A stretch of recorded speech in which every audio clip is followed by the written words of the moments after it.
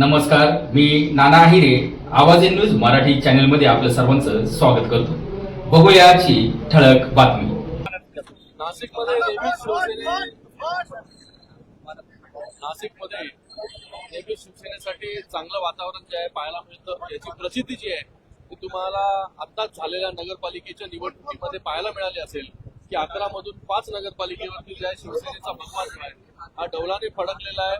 5 नगरपालिकेवरती शिवसेनेची सत्ता जी आहे स्थापन झालेली आहे आणि आता नाशिक महानगरपालिकेवरती देखील शिवसेनेचा भगवा जो आहे हा 100% जो आहे येणाऱ्या या निवडणुकीमध्ये फडकेल.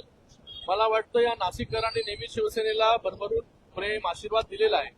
याच्या अगोदर देखील 30 ते 35 नगरसेवक जे आहे शिवसेनेचे निवडून जे आहे नाशिक महानगरपालिकेमध्ये आलेले आहेत आणि आता तर शिवसेना आणि राष्ट्रवादी काँग्रेस जे आहेत एकत्र येऊन या ठिकाणी इलेक्शन जे आहेत निवडणुका लढते आणि मला वाटतं मोठं यश या नाशिकमध्ये मिळेल. नगरपालिकेमध्ये जसं यश मिळालं तसंच त्याच्यापेक्षा जास्त यश जे आहे हे माननीय उपमुख्यमंत्री मुख्य नेते एकनाथजी शिंदे साहेबांच्या नेतृत्वाखाली या नाशिक महानगरपालिकेमध्ये 100% मिळेल. भाजपने नाशिकमध्ये 100% नाराजी दिला आहे. आपला काही विशेष प्लॅन असणार? आम्ही कुठल्या आकड्याच्या गणितामध्ये जात नाही. मला वाटतं नाशिक महानगरपालिकेमध्ये शिवसेनेची सत्ता जी आहे ही 100% या ठिकाणी येणार आहे आणि शिवसेनेचाच महापौर जो आहे तो या नाशिक महानगरपालिकेमध्ये बसेल. आपला महत्वाचा मुद्दा कोणता राहणार आहे निवडणुकीमध्ये?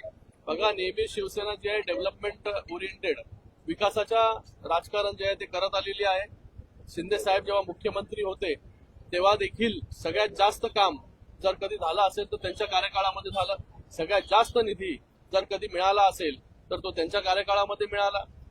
3 वर्षाच्या कालावधीमध्ये 2.5-3 वर्षाच्या कालावधीमध्ये पूर्ण महाराष्ट्रामध्ये इतक्या मोठ्या प्रमाणामध्ये नवीन नवीन योजना आणण्याचं काम जे आहे शिंदे साहेबांच्या नेतृत्वाखाली झालं. मॅक्झिमम पॉलिसी अमेंडमेंट्स करण्याचं काम हे शिंदे साहेबांच्या नेतृत्वाखाली झालं. मोठ्या प्रमाणामध्ये नाशिकमध्ये निधी आणण्याचं काम जे आहे आज दादा भुसे साहेब आहेत, या ठिकाणी कांदे साहेब आहेत, या ठिकाणी गोडसे साहेब आहेत. या सगळ्यांच्या माध्यमाने मोठ्या प्रकारे निधी या ठिकाणी आणण्यात आलेला आहे. डेव्हलपमेंट तर आहेच पण त्याचबरोबर आता जो कुंभमेळा येतोय त्या कुंभमेळ्याच्या साठी ज्या काही गोष्टी तयारी आहेत ते मला वाटतं माननीय मुख्यमंत्री असतील किंवा उपमुख्यमंत्री महोदय असतील आणि उपमुख्यमंत्री महोदय एकनाथजी शिंदे साहेबांच्याच डिपार्टमेंटच्या माध्यमाने नगरविकास खात्याच्या माध्यमाने मॅक्झिमम ज्या डेव्हलपमेंट ओरिएंटेड कामं जी आहेत येणाऱ्या कुंभमेळ्यासाठी होतील. नगर परिषद निवडणुकांमध्ये आपला स्ट्राईक रेट भाजपपेक्षा जास्त होता. या निवडणुकांची अपेक्षा काय? तेच तुम्हाला म्हणालो, नगरपालिकेच्या निवडणुकीमध्ये सर्वात चांगला स्ट्राईक रेट हा शिवसेनेचा राहिलेला आहे. या महानगरपालिकेमध्ये त्याच्यापेक्षा चांगला स्ट्राईक रेट जो आहे अजून चांगला, कारण की आपण पाहिलं लोकसभा पाहिली, विधानसभा पाहिली, आता नगरपालिका पाहिली. या नगर परिषदेमध्ये पूर्ण महाराष्ट्रामध्ये 64 जागेवरती जे आहे शिवसेनेचा महापौर जो आहे हा नगराध्यक्ष जो आहे हा त्या ठिकाणी बसलेला आहे. कोणी अपेक्षा केली नव्हती की 64 ठिकाणी जे आहे शिवसेना त्या ठिकाणी नगराध्यक्ष बसवेल, पण लोकांचा प्रेम, लोकांचा आशीर्वाद आणि त्याचबरोबर शिंदे साहेबांवरती असणारं प्रेम जे आहे पूर्ण महाराष्ट्रामध्ये आज फक्त शहरापुरतं मर्यादित नाहीये शिवसेना. आज शिवसेना जी आहे घराघरामध्ये ग्रामीण भागापर्यंत पोहोचलेली आहे आणि ज्या ठिकाणी शिवसेनेची ताकद नव्हती त्या ठिकाणी देखील शिवसेनेचे नगराध्यक्ष जे आहे ते त्या ठिकाणी बसलेले आहेत. तर मला वाटतं या निवडणुकीमध्ये आतापर्यंत जेवढं यश मिळालं त्याच्यापेक्षा मोठं यश जे आहे हे या महानगरपालिकेच्या निवडणुकीमध्ये.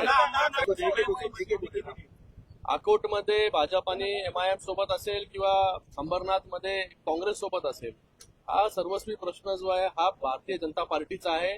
तुम्ही हा प्रश्न जर त्यांच्या नेत्यांना विचारला तर ते चांगल्या प्रकारे त्याचं विस्तृत स्वरूपामध्ये जे आहे हे उत्तर हे देऊ शकतील. आम्ही जो आहे नेहमीच काँग्रेसला विरोध करत आलेलो आहे. म्हणूनच शिंदे साहेबांनी जो उठाव केला हा या सगळ्या वृत्तींच्या विरोधामध्ये उठाव केला होता.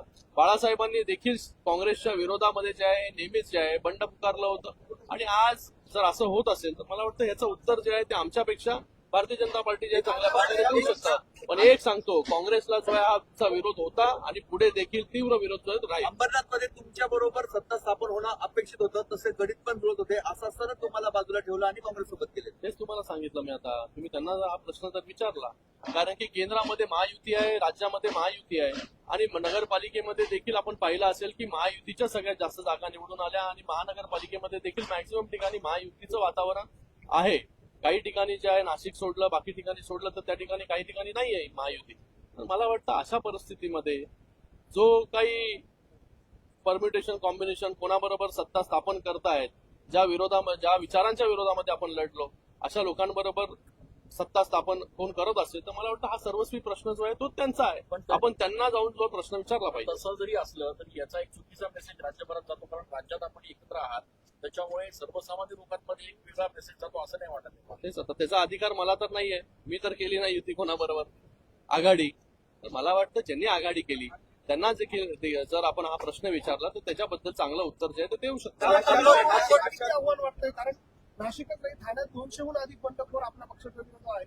नाशिकमध्ये काही ठिकाणी बंडखोरी आहे. मला वाटत नाही की बंडखोरांचा कुठे जो आहे हा प्रॉब्लेम जो आहे कुठेच आलेला आहे. नगरपालिकेमध्ये पण पाहिलं त्या ठिकाणी देखील मोठ्या प्रमाणामध्ये सगळे बंडखोर उभे होते, पण त्या ठिकाणी शिवसेनेने सगळ्यात जास्त नगराध्यक्ष जे आहेत त्या ठिकाणी निवडून आणले. स्ट्राईक रेट नगरपालिकेमध्ये देखील 135 जागा, बरोबर ना, 135 जागा आपण लढलो आणि 135 जागेमधून 64 जागेवरती 64 ते 70 जागेवरती नगराध्यक्ष शिवसेनेचा पहिली वेळ जो आहे तो त्या ठिकाणी बसलेला आहे. तर त्याच्यामध्ये जे शिवसेनेचा स्ट्राईक रेट चांगला राहिलेला आहे, शिवसेनेवरचं प्रेम आहे, लोकांचा आशीर्वाद आहे, ते असंच अबाधित राहील. मला वाटत नाही कुठलं आव्हान जे आहे बंडखोरांचं. बघा सगळीकडे कुठे युती होते कुठे युती होत नाही. आता त्याच्यामध्ये जाण्यामध्ये काय अर्थ नाही. जिथे जिथे युतीमध्ये निवडणूक आहे तिथे युतीमध्ये आपण लढतो, जिथे युती नाहीये तिथे जे आहे स्वबळावरती वेगवेगळे पक्ष जे आहेत आपल्या आपल्या निवडणुका लढतायत आणि मॅक्झिमम जागा ज्या आहेत त्या मला वाटतं सगळीकडेच त्या महायुतीच्या निवडून येतील. फ्रेंडली फाईट जे आहे ना, काय प्रॉब्लेम आहे. पण आपण पाहिलं असेल नगरपालिकेच्या निवडणुकीमध्ये पहिल्यांदा अशी नगरपालिकेची निवडणूक झाली असेल की तिथे वरिष्ठ नेतृत्वाने एकमेकांवरती जे आहे कोणावरती टीका टिप्पणी केली नाही. ही आचारसंहिता जी आहे ती पाळण्याचं काम केलं आणि अशा परिस्थितीमध्ये युतीच्या जागा महायुतीच्या जागा जरी वेगवेगळे लढलो तरी महायुतीचं सगळं जर आपण एकत्र केलं तर महायुतीचंच वर्चस्व जे आहे महाराष्ट्रामध्ये राहील. जर शिवसेनेची सत्ता आली तर आपण तपोवन वाचवणार आहात, काय भूमिका राहणार? बरोबर सगळे लोकच आहेत. शिवसेनेची भावना देखील लोकांच्या बरोबर आहे, नाशिककरांच्या बरोबर आहे आणि तपोवनच्या बाजूने आहे. पर्यावरण प्रेमी जे आहे त्यांच्या बरोबर आहे. आणि मला वाटतं इतक्या वर्ष जुने असणारे झाडं जे आहेत मला वाटतं कुठल्या जर आपल्याला व्यवस्था करायची असेल तर त्याला पर्यायी देखील आपल्याला उपलब्ध आहेत. त्याचा अवलंब जो आहे तो आपण केला पाहिजे. शिवसेना जी आहे ही नाशिककरांबरोबर आहे, तपोवन बरोबर.